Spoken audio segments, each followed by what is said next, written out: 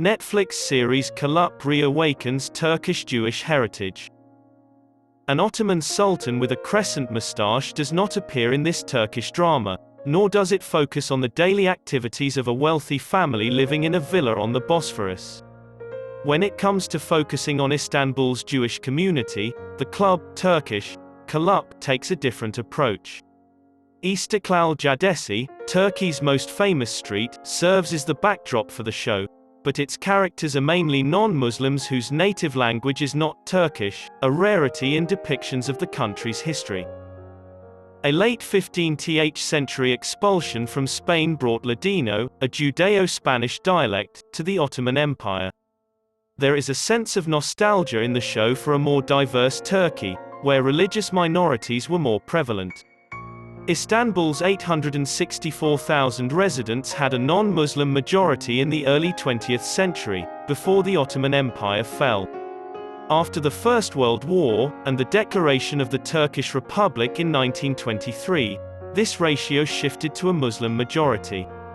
Discriminatory policies further reduced the non-Muslim population in the 1950s, which included a large Greek and Jewish minority, as well as a number of other groups.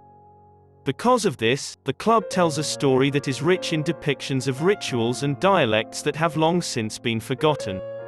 Sengel says her grandmother told her the show had scenes that reminded her of Jewish gatherings from her youth. When Matilda and Razel, two members of the Jewish community, meet, their relationship is centered on their efforts to rein in their daughter, a middle-aged woman. The Ladino scenes are what make a familiar plot vehicle appealing to fans on social media. But there's a darker undertone to all the fond memories of Jewish Istanbul. The show provides insight into a difficult time for the city's non-Muslim residents. The Turkish Republic enacted a wealth tax in 1942, supposedly to raise money for the defense of the country in the event of a Nazi invasion.